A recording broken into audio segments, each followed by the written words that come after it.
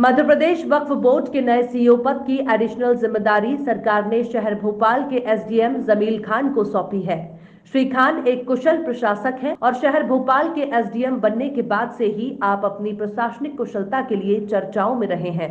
सरकार ने भी उन्हें इसी उम्मीद से सीईओ का एडिशनल प्रभार सौंपा है कि वो वक्फ बोर्ड को चुस्त दुरुस्त करें और वक्फ की संपत्ति को खुर्द बुर्द करने की फिराक में लगे हुए लोगों पर लगाम लगाएं। वर्तमान में वक्फ बोर्ड की स्थिति अत्यंत खराब है और उसे सही तरीके से संचालित करने के स्थान पर कुछ स्वार्थी तत्व वहां की कमजोरी का फायदा उठाकर वक्फ की संपत्तियों को हड़पने की फिराक में लगे रहते हैं, जिन्हें रोकने की जिम्मेदारी अब सरकार ने जमील खान को सीईओ बनाकर सौंपी है। इस संबंध में प्रदेश जनवार्ता के प्रधान संपादक मोहम्मद यूसुफ खान ने नए सीईओ जमील खान से विस्तार से चर्चा की। मेरे साथ इस वक्त मौजूद हैं वक्फ बोर्ड के नए सीईओ जमील खान, जो कि लंबे अरसे के इंतज़ार के बाद अब आज यहाँ पदस्थ हुए हैं। और आइए सीधे हम उनसे बात करते हैं कि यहाँ पदस्थ होने के बाद, सीट संभालने के बाद आपके सामने कितनी चुनौतियाँ हैं। जमील साहब, आप मैं समझता हूँ पहली बार वक्फ बोर्ड के सीईओ बने हैं। बिल्कुल सही है। और कितनी चुनौतियाँ हैं आपके सामने? देखिए, चुनौतियां तो हम तब बोलेंगे जब हम कोई चीज़ में ख़राबी पाएंगे और उसको ठीक करना पड़ेगा। तो ऐसा तो अभी मुझे ये चीज़ें समझ में नहीं आई हैं। और चूँकि पूरे मध्य प्रदेश की वक्फ प्रॉपर्टियाँ हैं और जिस मकसद से वक्फ प्रॉपर्टियाँ वक्फ की जाती हैं उसका सही इस्तेमाल और उसके सही फ़ायदे उस कौम तक पहुँचें जिसके लिए प्रॉपर्टियाँ वक्फ की गई हैं, तो ज़्यादा बेहतर होगा। इसके लिए हमें जो भी बेहतर से बेहतर करना पड़ेगा, हम और हमारी वक्फ बोर्ड की टीम मिलकर करेगी। लेकिन देखा ये गया है कि जो वक्फ संपत्तियां हैं, जो वाकिफ़ की मंशा थी, उसके अनुकूल जो है वो लोगों को नहीं दी गई हैं और उससे जो पैसा जनरेट जितना होना चाहिए वो उतना नहीं हो पा रहा है। तो इसके लिए क्या आप कुछ कदम उठाएंगे? बिल्कुल, हमने अभी अपने ऑफिस में ये पता किया है कि कौन सी प्रॉपर्टीज़ जो है इंक्रोज है, कौन सी प्रॉपर्टीज़ में हमारी लीज नहीं हुई हैं। ऐसी समस्त प्रॉपर्टियों को हमने आइडेंटिफाई किया है। बोर्ड के एम्प्लॉइज़ ने किया है। हम लोग उस पर एक मीटिंग करेंगे अभी। और जितनी भी बड़ी प्रॉपर्टियां होल्ड करने वाली मुतवल्ली कमेटियां हैं या वक्फ कमेटियां हैं, उनको हम लोग इस महीने के एंड तक कोशिश कर रहे हैं कि उनको बुलाकर उनको एक रिफ्रेशर कोर्स करवाया जाए, उनको वक्फ एक्ट वक्फ नियमों से उनको अवगत कराया जाए। इस पर हमारी कोशिश जारी है और इंशाअल्लाह हम जो है इस महीने के आखिरी तक करने की कोशिश करेंगे।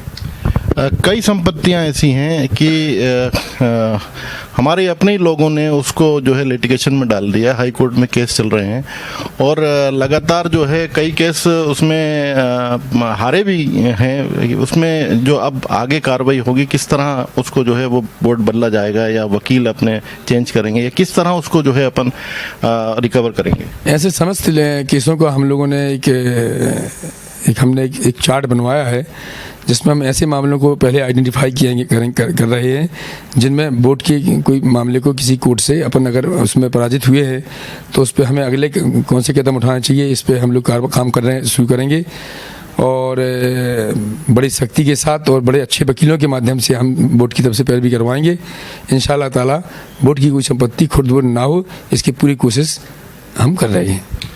बोर्ड की पूरे प्रदेश में कई जगहों पर कृषि भूमि भी है और लगातार उस पर कई लोग जो हैं कब्जा करके उस पर खेती कर रहे हैं। उसके लिए क्या प्रोग्राम है? देखिए, बोर्ड की प्रॉपर्टी पे अगर कोई कब्जा है तो ये अधिकार है सीईओ को कि वो ऐसे मामलों का निपटारा करे और वहाँ के एग्जीक्यूटिव मजिस्ट्रेट्स जो एसडीएम जो तहसीलदार होते हैं उनके सहयोग से ऐसी प्रॉपर्टी का अतिक्रमण हटाए। जितने भी मामले हमारे सामने आएंगे और हम लोग पहचान कर रहे हैं ऐसे मामलों की, उस पर हम लोग जो है पूरी कार्रवाई करके जिला प्रशासन के सहयोग से ऐसे इंक्रोचमेंट को जरूर से जरूर हटाया जाएगा। कई रसूखदार लोग हैं जो इन प्रॉपर्टियों पे काबिज हैं और बरसों से उनका कब्जा चला रहा है। किसी के रसूख का किसी का लेना देना नहीं है। वक्फ प्रॉपर्टी पे कब्जा किसी का भी हो, अगर इनलीगल कब्जा अगर होगा तो 100% वो कब्जा हटाया जाएगा, चाहे वो कब्जा किसी रसूखदार का हो चाहे किसी का भी हो। क्योंकि आपके पास एसडीएम शहर का भी चार्ज है और यहाँ भी काफ़ी काम है, तो किस तरह आप इसको एडजस्ट करेंगे? अभी तो दोनों जगह ही काम करना पड़ता है, दोनों जगह ही काफ़ी काम है। सही कह रहा आपने। तो कोशिश ये रहेगी कि हम कभी दोपहर के पहले यहाँ कुछ काम करेंगे, तो कुछ कभी उस ऑफिस में दोपहर के बाद, तो दोनों ऑफिस के स्टाफ को से कोऑर्डिनेट करके हम ऐसे काम करेंगे कि दोनों ऑफिस के काम को जो है सफ़र न करना पड़े। अच्छा, कई प्रॉपर्टियां ऐसी हैं जो जिसमें किराएदारी सालों पहले हुई और कुछ चंद मतलब 500, 700, 800 और 1000 रुपए तक पे बड़ी बड़ी प्रॉपर्टियां जो हैं किराएदारी पर हैं, तो क्या इस पर भी कोई अपना कोई ऐसा कदम उठाया जाएगा जिससे कि वक्फ को और ज़्यादा आमदनी हो? बिल्कुल बिल्कुल, हम ऐसे सभी मामलों को रिव्यू करेंगे और हम लोग अगले 2-3 दिन में हमने इसकी लिस्टिंग करवाया है और ऐसी प्रॉपर्टियों को भी हम आइडेंटिफाई कर रहे हैं जिस पे किराए की बढ़ाए जाने की ज़रूरत है, तो उस पर काम हम लोग जल्दी जल्दी चालू करेंगे। वैसे भी प्रोसीडिंग यहाँ मैंने देखी है, कुछ लोग काम कर भी रहे हैं। इसको और बेहतर तरीके से कैसे कह सकते हैं, इस पर हम काम करेंगे। पहले एक बार एक कोचिंग की शुरुआत की गई थी वक्फ बोर्ड की जानिब से, लेकिन बाद में वो धीरे धीरे करके बंद हो गई। तो क्या इस तरह की कोई सोच है इस कोचिंग और इस तरह के इदारों को आप दोबारा जिंदा करेंगे? जहाँ तक मैं वक्फ प्रॉपर्टी के बारे में जितना जानता हूँ और जितना समझता हूँ, चार्ज तो मैंने पहली बार लिया है, तो मुझे लगता है कि जिन लोगों ने भी अपनी प्रॉपर्टियाँ वक्फ की होंगी उनका मकसद उसकी कौम को के वेलफेयर का ही होगा, उसी कौम की वेलफेयर का होगा कि मस्जिदों के वेलफेयर का होगा।